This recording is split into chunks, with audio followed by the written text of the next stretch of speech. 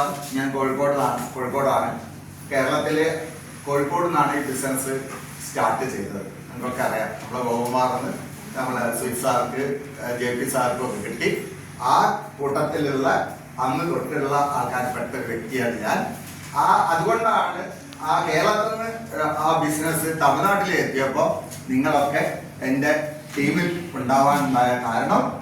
എന്തായാലും ഞാനിവിടെ ഈ പത്രവേണ്ടിൽ 2 തവണ ഇതിന്റെ മുന്നേ വന്നിട്ടുണ്ട്. സൂം പ്രോഗ്രാമിൽ കുറച്ച് നേരത്തെ ഞാൻ കുറേ വട്ടം വന്നിട്ടുണ്ടായിരുന്നു.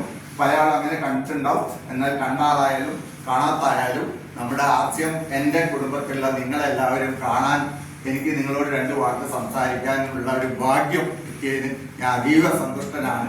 നിങ്ങൾക്ക് എല്ലാവർക്കും എൻ്റെ അഭിനന്ദനങ്ങൾ അറിയുന്നു. சார் வந்து கோழிக்கோட்டில் இருந்து வராங்க. உங்கள் பேர் வந்து வினோத்குமார். ஸோ கோழிக்கோட்டில் இருந்து தான், கேரளாவில் கோழிக்கோட்டில் இருந்து தான் நம்முடைய சவுத் இந்தியாவுடைய RCM பிஸ்னஸ் வந்து உருவாச்சு.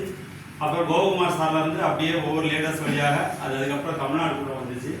ஸோ நம்முடைய சாருடைய டீம் வந்து பார்த்தீங்கன்னா கேரளாவிலையும் தமிழ்நாட்டிலையும் இருக்குது. அந்த லீடர்ஸ் காலத்தில் தான் இருந்து நானும் வந்து இந்த பிஸ்னஸ்குள்ளே வந்தேன்.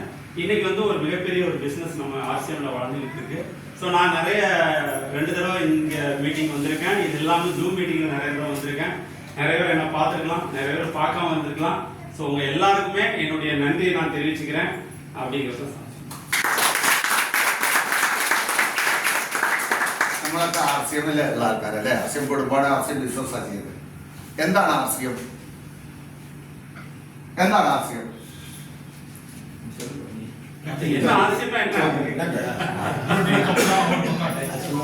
உத்தரம் வர ஆன்சர் பண்ணுங்க. RCMனா என்ன? அருமையான கம்பெனி, சரியான வர்த்தக முறை. Okay. Reduce cost of money. Okay. Life சேஃப்டியா இருக்கு. Okay. Secure life. Okay. Time freedom. Okay. Entrepreneur. ഒക്കെ നല്ല ഉത്തരമാണ്. ആ ഉത്തരം പറഞ്ഞാൽ ഒരു കയ്യടി കൊടുക്കാം. പക്ഷെ ഇതൊക്കെ ആണെങ്കിലും RCM നമ്മുടെ ജീവിതമാണ്. അങ്ങനെ നമുക്ക് കാണാൻ പറ്റിയാൽ നിങ്ങൾ സക്സസ് ആണ്. മനസ്സിലായി? ഒരു ബിസിനസ് ആയിട്ടല്ല നിങ്ങൾ ഇതിനെ കാണേണ്ടത്. ബിസിനസ് ആയി കണ്ടാൽ നമ്മൾ എപ്പോൾ എന്ത് നോക്കും? ബിസിനസ് എന്താ? നമ്മൾ അവിടെ ഒരു ബിസിനസ് ചെയ്യുമ്പോൾ ലാഭം കിട്ടുന്നു. നമ്മളൊരു കച്ചവട മനസ്ഥിതിയാണ്.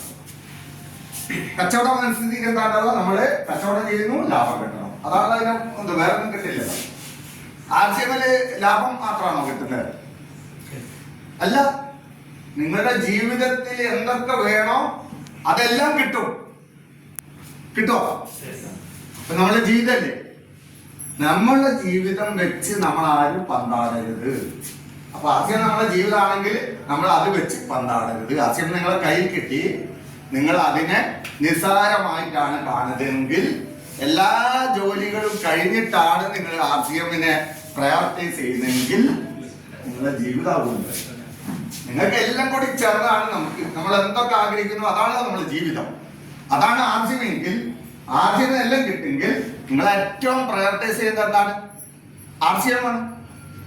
അത് നമ്മൾ ശ്രദ്ധിക്കാതെ പോയിട്ട് നമ്മളുടെ സമയങ്ങൾ എവിടെയൊക്കെയോ വെറുതെ ചെലവാക്കി ഇങ്ങനെ ജീവിതം നഷ്ടം, വർഷങ്ങളും വയസ്സുകളും ഇങ്ങനെ പോയിക്കൊണ്ടേയിരിക്കുകയാണ്. ഇന്ന് മുതൽ, ഈ നിമിഷം മുതൽ നമ്മൾ അത് സ്റ്റോപ്പ് ചെയ്യും. RCM ആണ് നമ്മുടെ ജീവിതം. അതിനുവേണ്ടി നമ്മൾ എന്തു ചെയ്യും? നമ്മളെ ഒന്നാമത്തത് RCM ആണെന്ന് നമ്മൾ തീരുമാനമെടുത്തു. തീരുമാനത്തില്ലേ?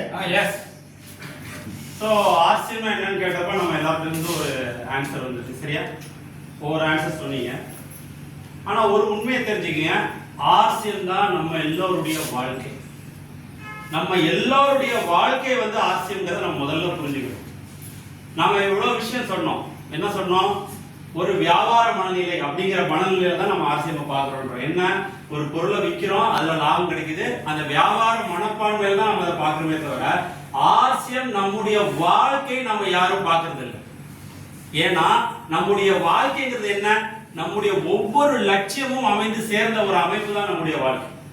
ஆனா நாம என்ன பண்றோம்? அந்த வாழ்க்கைய நாம் ஒரு சாதாரணமா ஒரு விளையாட்டு பொருளா நம்ம பார்க்கிறோம். அப்படிதான் RCM பார்க்கிறோம். ஒரு விளையாட்டு பொருளாக நீங்க ஆர்சிஎம் பார்க்காதீங்க.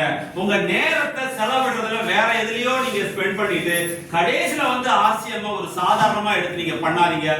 உங்க வாழ்க்கையா பாருங்க.